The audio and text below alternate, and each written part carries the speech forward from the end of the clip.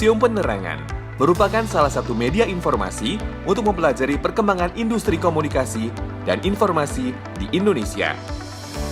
Lokasinya berada di Taman Mini Indonesia Indah. Menariknya, setiap detail arsitektur bangunan Museum Penerangan memiliki makna dan filosofi yang mendalam tentang arti media komunikasi dan informasi.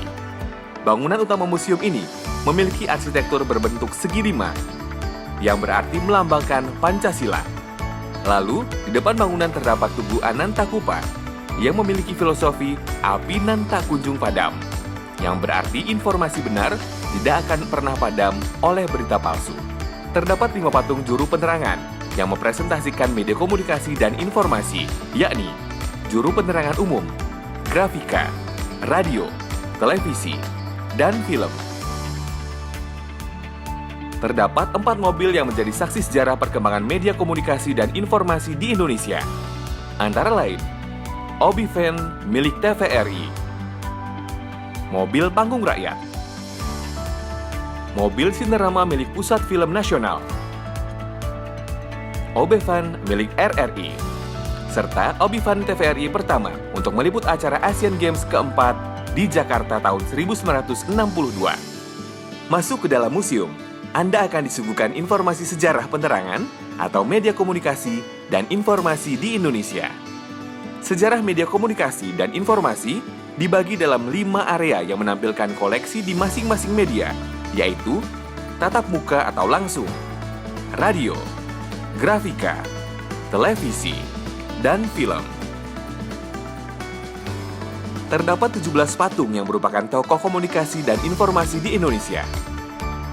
Di lantai ini juga terdapat perpustakaan dan teater mini dengan daya tampung sekitar 60 pengunjung yang dilengkapi tata suara modern dan biasa digunakan untuk menyampaikan informasi secara audiovisual serta pemutaran film dokumenter.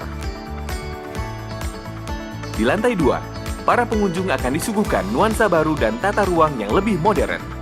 Karena disinilah adanya transformasi media komunikasi dan informasi yang secara cepat beralih ke media digital.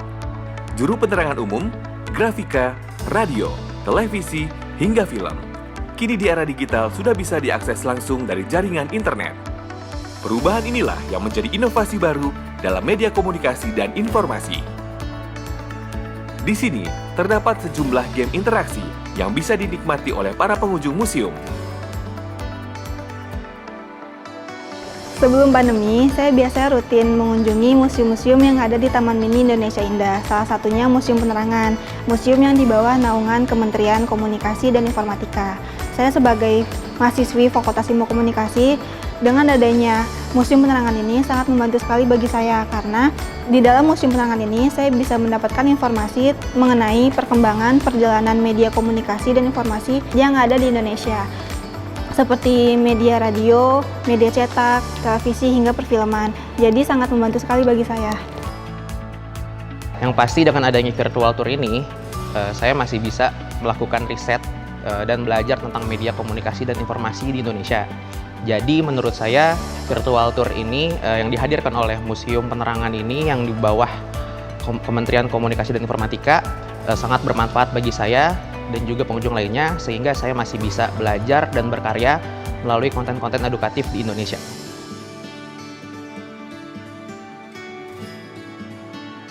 Jadi memang pandemi COVID-19 ini memberikan dampak yang sangat besar sekali untuk ke seluruh aspek kehidupan, terutama khususnya permuseuman di Indonesia ya. Pengunjung sangat sedikit sekali, jadi kita dituntut untuk bertahan, berinovasi dengan program-program yang ada. Jadi tadinya program Museum Penerangan yang dilaksanakan dengan tatap muka secara offline berubah semua menjadi online. Jadi kita bikin virtual experience, jadi kunjungan online. Pengunjung datang melalui aplikasi Zoom gitu loh. Jadi bisa mendaftar nanti ke call center kami, ada kunjungan virtual, ada kita buat juga 360-nya. Lalu ada webinar-webinar, museum course gitu yang bisa memberikan edukasi kepada seluruh kalangan masyarakat sih, seperti itu.